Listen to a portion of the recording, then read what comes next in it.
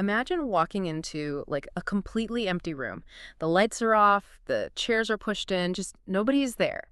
You take a deep breath, but what you don't know, and well, what your senses literally can't tell you, is that 2 hours ago, someone with measles sneezed in this exact spot. Oh, wow. Yeah. Right, and with that single breath, you were just infected. So, welcome to the deep dive.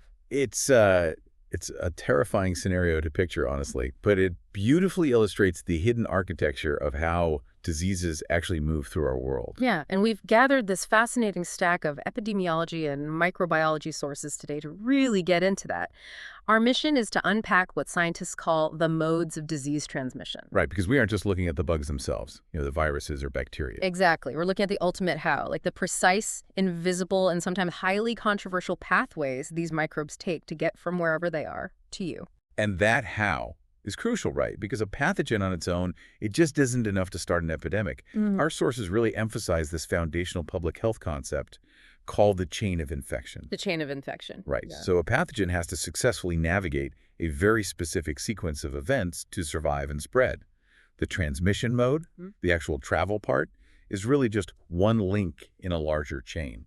I want to make sure I'm wrapping my head around this chain properly because when I was going through the research, it felt less like biology and more like a highly coordinated bank heist. Oh, I like that. A heist. Yeah, like for a pathogen to pull off an infection, 4 things have to perfectly align. Okay, let's trace the steps then. What's the first thing your microscopic thief needs? A hideaway. The sources call this the reservoir. The pathogen needs a place to live, grow, multiply before it even thinks about attacking a new host. Precisely. Yeah. And that reservoir could be a human, obviously, but it could also be a bat, a bird, a tick, or even just a stagnant pool of warm water in a cooling tower somewhere.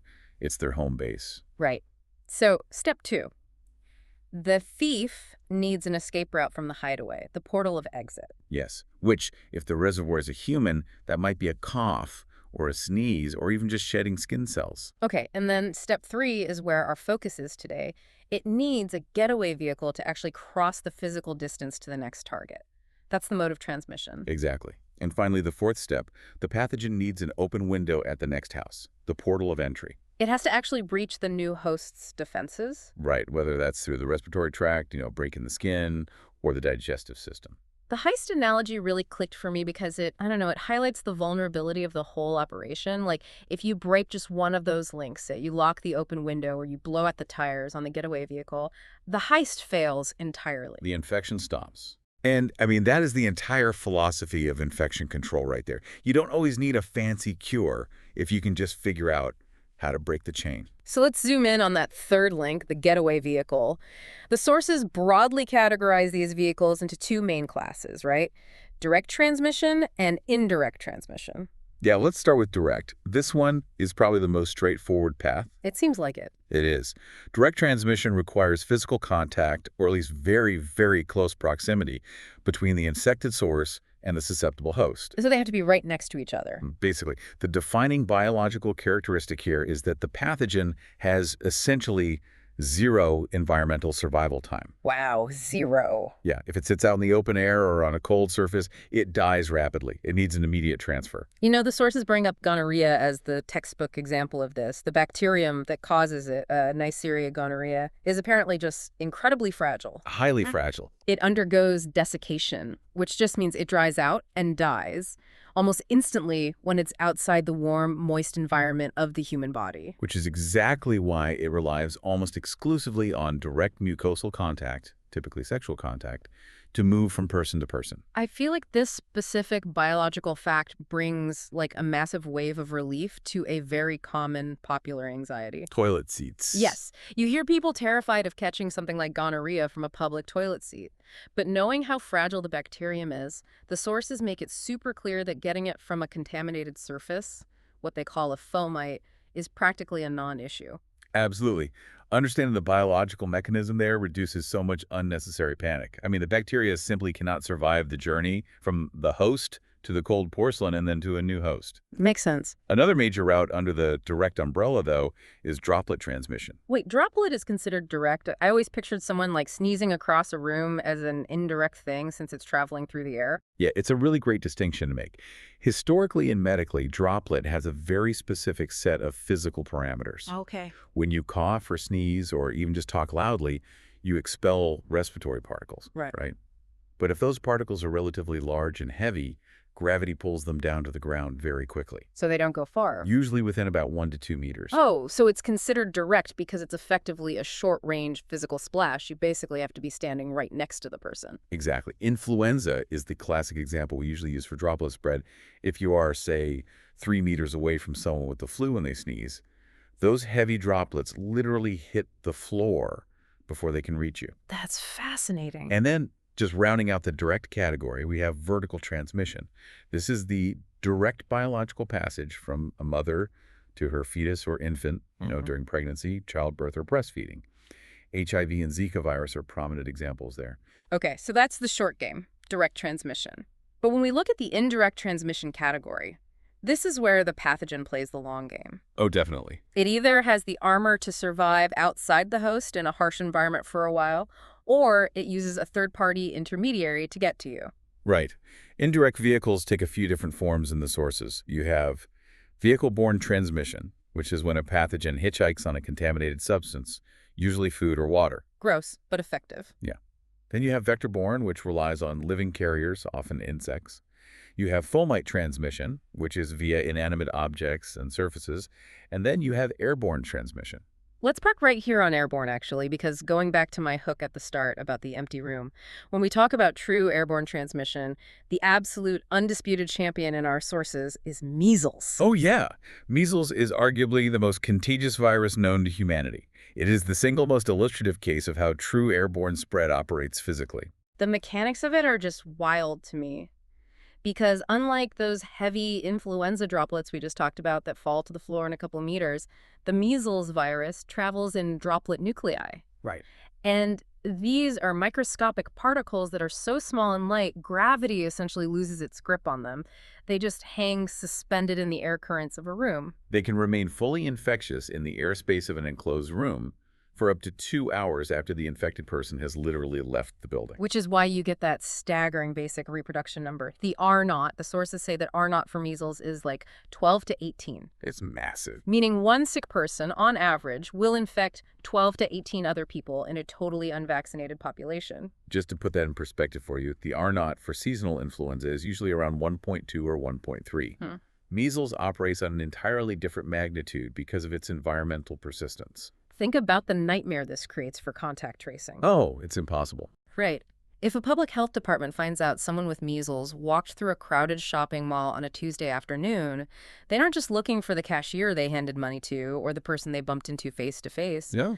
They have to send out alerts to people who are simply breathing the air on the second floor of that mall an hour later. It perfectly illustrates why a highly effective vaccine is really the only way to manage a pathogen with that kind of indirect airborne capability. Absolutely.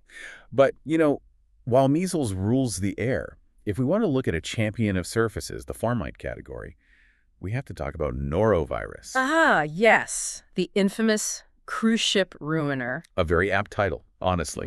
Remember how we said the gonorrhea bacterium is incredibly fragile and dies quickly on surfaces? Yeah. Norovirus is the polar opposite. It is a non-enveloped virus, which basically means it doesn't have a delicate outer lipid layer that can be easily destroyed by soap or drying out.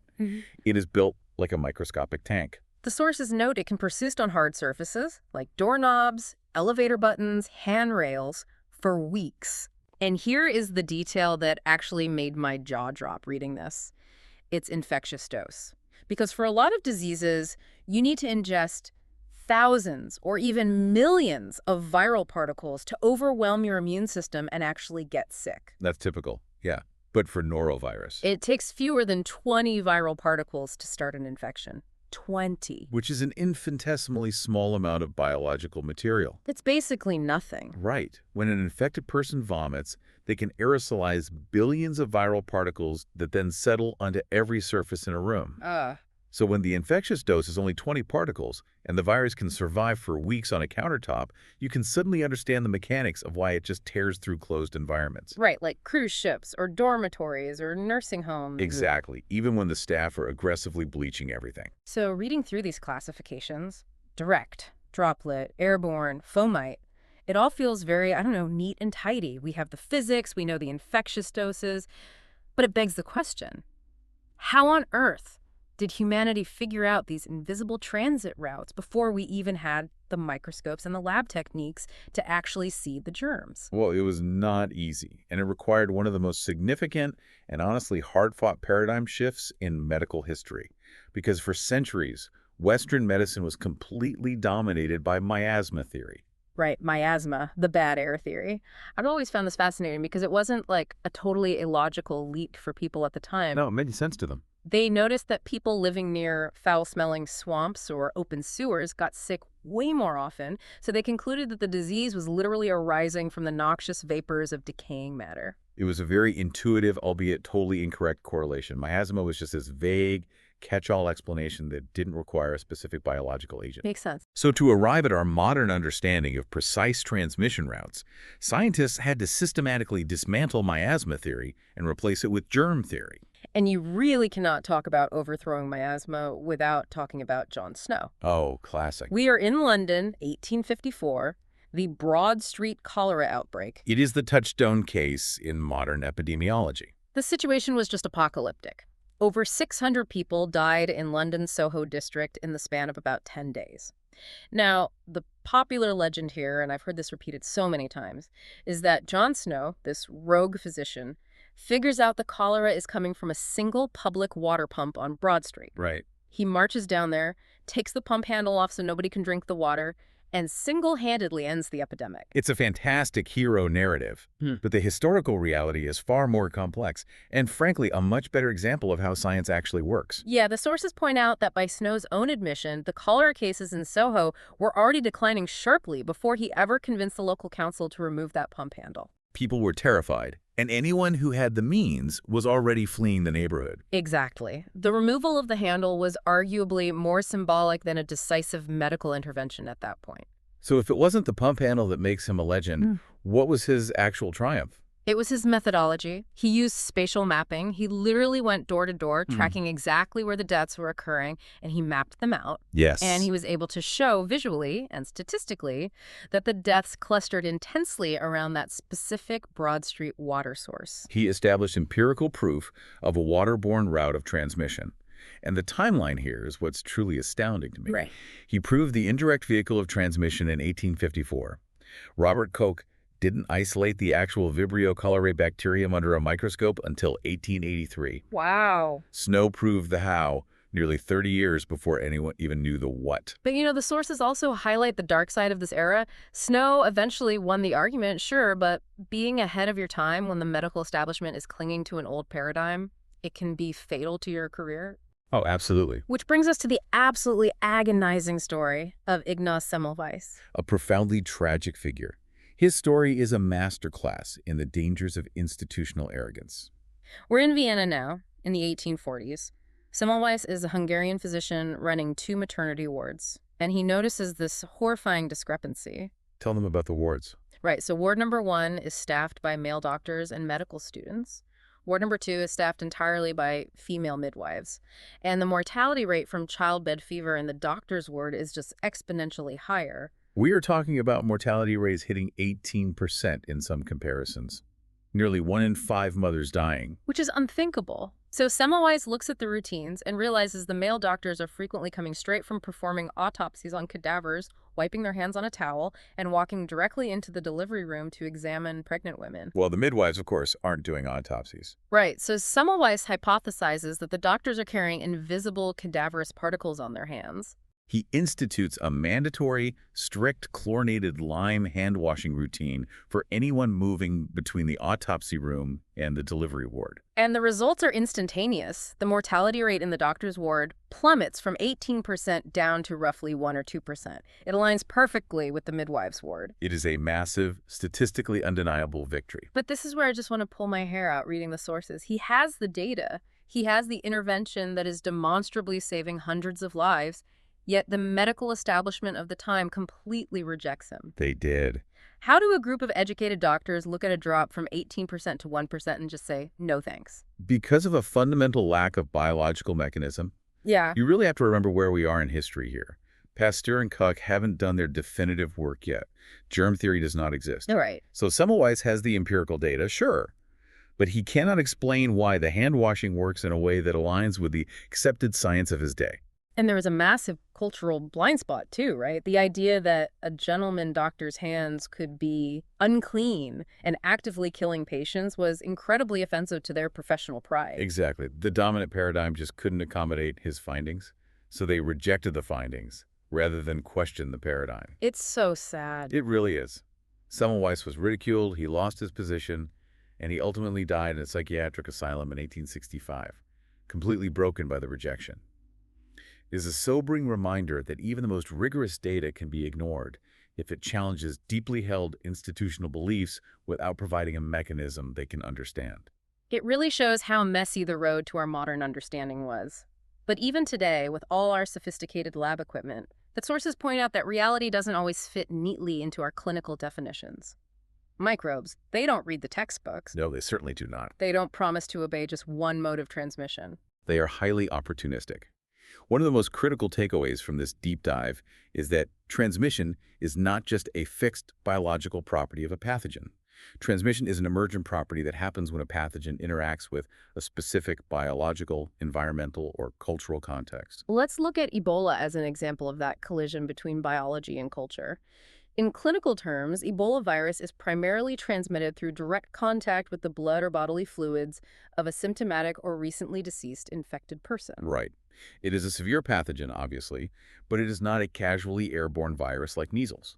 In a hospital setting with standard personal protective equipment, the transmission chain can be broken relatively easily. But during the devastating 2014 to 2016 outbreak in West Africa, the virus didn't stay confined to neat clinical boxes. The sources explain that a massive dominant transmission route emerged from unsafe burial practices. And this is where cultural context changes the epidemiological math entirely.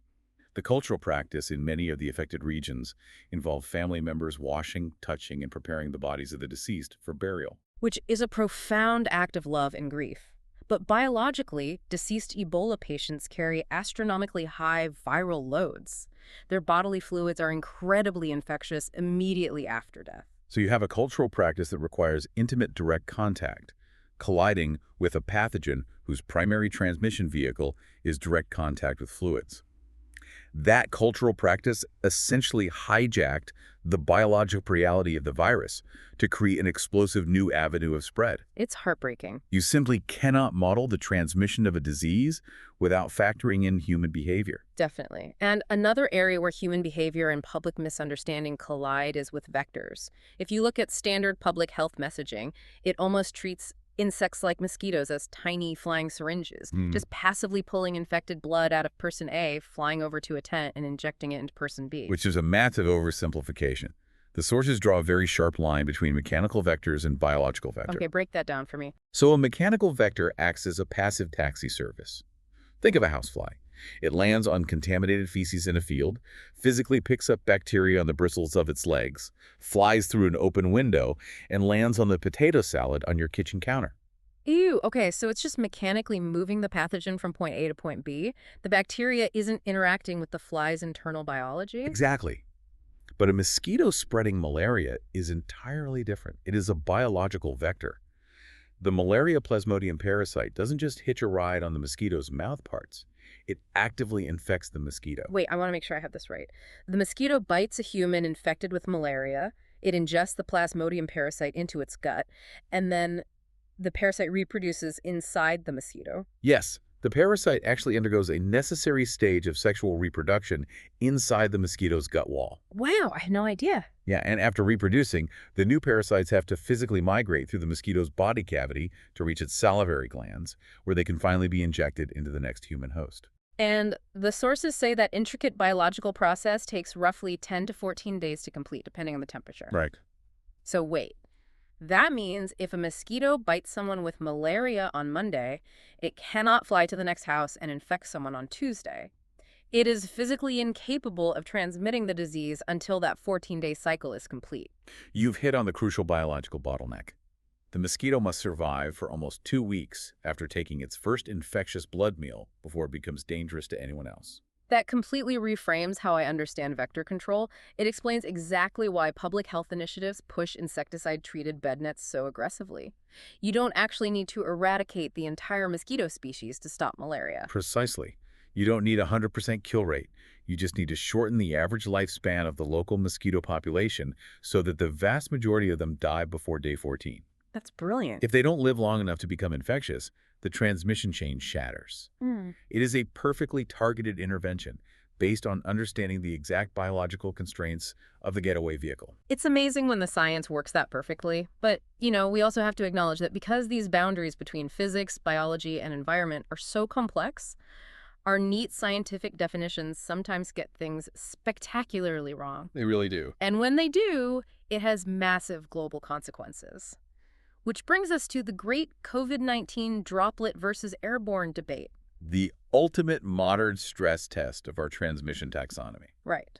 So for most of the 20th century, organizations like the WHO and the CDC operated on a very rigid dichotomy regarding respiratory viruses. If a particle was larger than 5 micrometers in diameter, it was classified as a droplet, meaning it was heavy, and gravity would pull it down within a meter or two. Right. If it was smaller than 5 micrometers, it was an aerosol, or airborne, meaning it was light enough to float and travel across a room. And this 5-micrometer rule wasn't based on some fresh, irrefutable physics consensus. The sources trace it all the way back to tuberculosis research conducted by a scientist named William F. Wells in the 1930s and 40s. Over 80 years ago. Yes. Wells was studying evaporation curves versus settling velocities. Basically, how fast does a droplet fall compared to how fast the water evaporates out of it, turning it into a tiny floating core. Okay. And through a complex game of academic telephone over the decades, the medical establishment just locked onto 5 micrometers as this magical boundary line. So when a novel pathogen like SARS-CoV-2 emerged in early 2020, hospitals and public health agencies leaned on this deeply entrenched paradigm. They declared it was spread via droplets and direct contact. Which meant healthcare workers were initially told that loose-fitting surgical masks were sufficient protection unless they were performing a specific aerosol-generating procedure like intubating a patient. Right. The highly protective N95 respirators were locked away, and ventilation was largely ignored in the early guidance. But the real-world evidence simply wasn't This led to a massive pushback from the scientific community outside of traditional medicine. In July 2020, a group of 239 aerosol scientists, physicists, and engineers, led in part by Lydia Moroska, published a major open letter demanding a paradigm shift. They pointed out that fluid dynamics do not obey a strict 5-micrometer cutoff. When a human speaks or coughs, they emit a continuous spectrum of particle sizes, and a 10 or 20 micrometer particle can actually stay aloft in a poorly ventilated room for a significant amount of time. But despite the physics, it took until April 2021, more than a year into the pandemic, for the WHO and CDC to meaningfully revise their stance and formally acknowledge the dominant role of airborne aerosol transmission. It's eerily similar to the Semmelweis tragedy, isn't it? An entrenched medical dogma was terribly slow to integrate new evidence from an outside discipline, in this case, fluid dynamics instead of germ theory, and that delay had real-world consequences for public health messaging and infrastructure. It is a profound historical parallel. And, while the institutions were stubbornly underestimating the threat in the air, the general public was simultaneously and aggressively overestimating the threat on surfaces. Let's talk about the fomite overcorrection. Ah, yes. The era of hygiene theater. I remember this vividly in early 2020. People were wiping down their cereal boxes with bleach wipes, leaving their mail in the garage in quarantine for 3 days. We all did it. The early guidance created an absolute obsession with surface disinfection. And to be fair, that obsession was seeded by early laboratory studies. Researchers would put massive quantities of viral RNA on various surfaces in a controlled lab environment and monitor it. They found that genetic material could persist on cardboard or plastic for hours, sometimes days. But looking back, if the virus was surviving on the Amazon box, why weren't we seeing massive clusters of infections linked to cardboard? Why didn't that lab data translate to real-world risk? This brings up a critical distinction in our sources, the difference between laboratory survivability and epidemiological significance. Just because a highly sensitive machine can detect fragments of viral RNA in a petri dish does not mean that surface is a meaningful vehicle for transmission in the chaotic real world. Because the chain of infection for a fomite is actually quite precarious, right? Exactly. Two major hurdles exist. First is inoculum size. You might detect RNA, but is there actually enough intact, viable virus remaining on that cardboard to breach a human immune system? Usually, no. Environmental degradation is rapid. And the second hurdle is human behavior. Right. For you to catch a respiratory virus from a cereal box, a heavily infected person has to cough directly on it.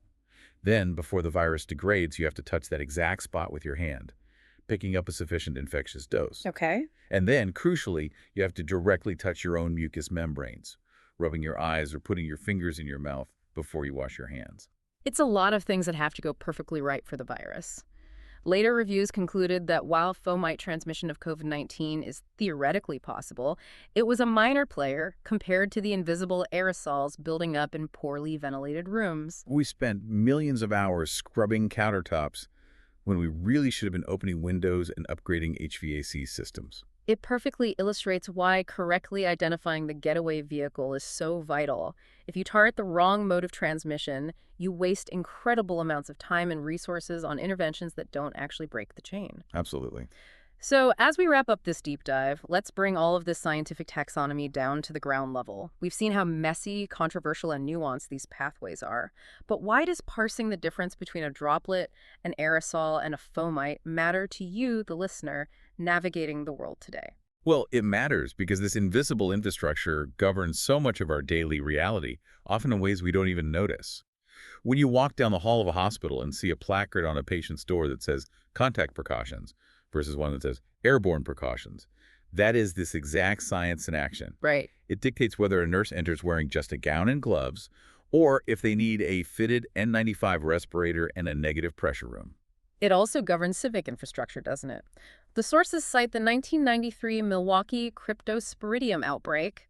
A massive failure at a water filtration plant allowed a parasite into the municipal water supply, sickening over 400,000 people. Yeah, that is vehicle-borne transmission bypassing the city's defenses. Every time you see a boil water advisory on the news, or a restaurant gets shut down by a health inspector, or a truck sprays for mosquitoes in the summer, those are all deliberate interventions based on knowing exactly which vehicle a specific pathogen prefers. And on an individual level, understanding these modes helps you build an accurate personal risk calculus. Yes. Like if a new virus emerges and the science tells you it spreads primarily through prolonged, direct skin-to-skin contact, like we saw with certain mpox outbreaks, you instantly have the tools to know which precautions are genuinely protective and which are just performative hygiene theater. Knowledge is most valuable when you can actually apply it to navigate the world safely and calmly. Absolutely. Now, before we sign off, I want to leave you with one final, slightly chilling thought from the source material. We've spent this entire deep dive talking about how diseases travel through physical space, through the air, on surfaces, or inside the gut of a mosquito. But consider how they travel through time. Well, this is perhaps the most insidious advantage a pathogen has. The sources outline two distinct timelines in an infection. First, you have the incubation period, which is the time from when the microbe enters your body until you actually feel sick and show symptoms. All right. Second, you have the period of communicability, which is the window of time when you are actively shedding the virus and can infect others. And the terrifying reality for diseases like HIV, measles, and COVID-19 is that those two timelines do not perfectly overlap. The period of communicability often begins before the incubation period ends, meaning you can become a fully functioning link in the chain of infection. You can be exhaling aerosols into a crowded room or contaminating surfaces days before your body gives you any warning signs that something is wrong. You become a silent vector. The invisible highways we've been talking about aren't just stretching across the physical space around us. They are hiding in time. The getaway car is already speeding down the road while the alarm bells are still completely silent. It's definitely something to think about the next time you feel perfectly healthy standing in a crowded room.